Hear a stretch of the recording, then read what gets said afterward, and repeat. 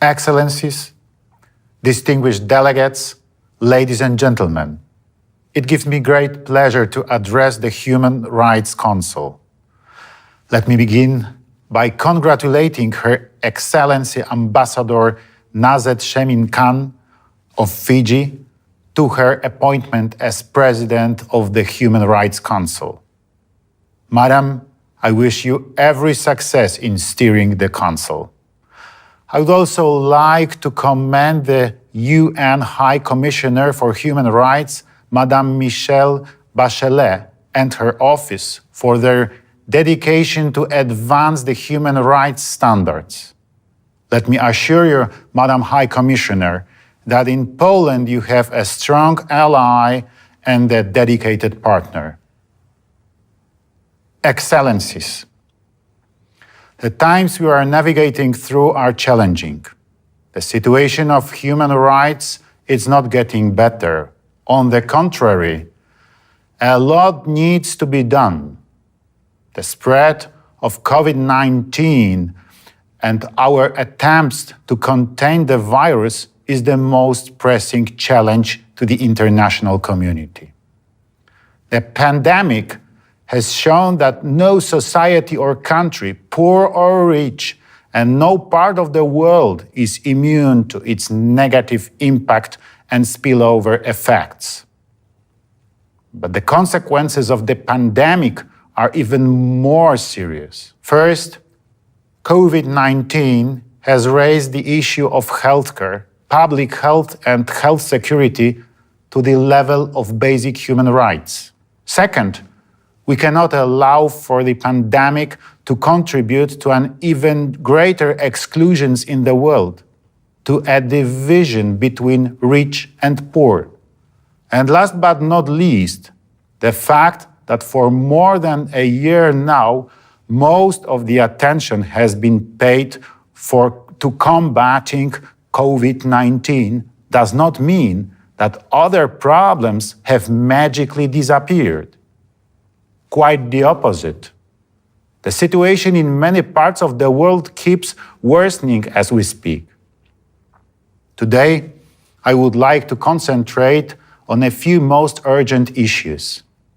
As a head of the state located in Central Europe, I want to draw your attention to the situation in countries that border my country, Poland, Belarus, Russia, and Ukraine. It must be underlined that following presidential elections in their homeland, thousands of Belarusians took to the streets to exercise their basic democratic rights. The scale of repressions of the Belarusian regime that followed was more than alarming. In that regard, the international community cannot remain silent. Every country has to fulfill its obligations under the international human rights law. I call on the Belarusian authorities to move away from the policy of oppression to the policy of dialogue. Sadly, Belarus is not the only country in our region whose authorities follow a path of political repression against its society. This has been clearly presented by the Russian Federation in massive detentions of peaceful protesters who had gathered to express their support for Alexei Navalny and his co-workers. They are not known by their names, and their fate remains unknown in many cases, but we can judge from experience that it might be tragic. Restoration of the business-as-usual approach to Russia and expecting it would influence the Kremlin's behavior is naive.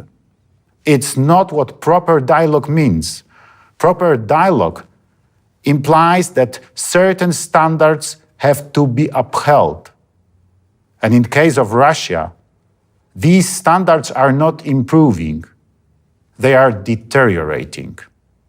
I call upon the Russian authorities to realize its international obligations and therefore release Alexei Navalny and his detained supporters.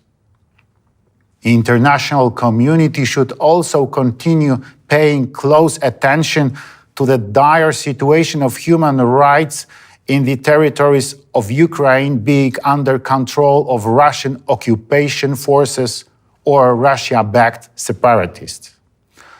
Poland clearly reconfirms its support for the territorial integrity and sovereignty of Ukraine within the internationally recognized borders.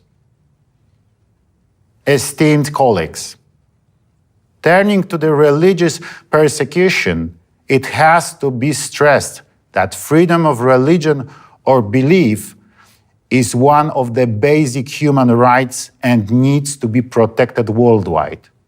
The violation of this fundamental right should be addressed by the international community more efficiently.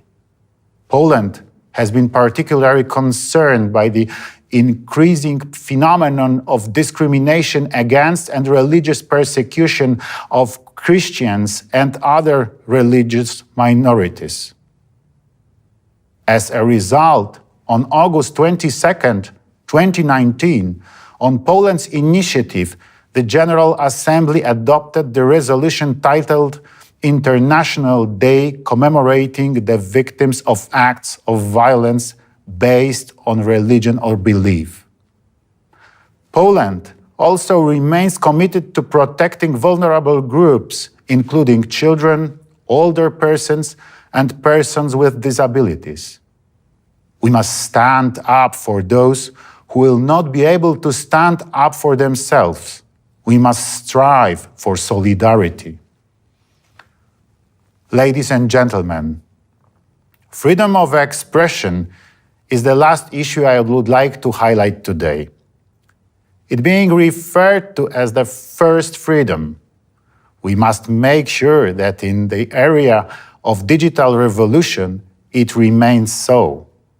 Therefore, the task ahead of us is to build an open public sphere in the digital domain.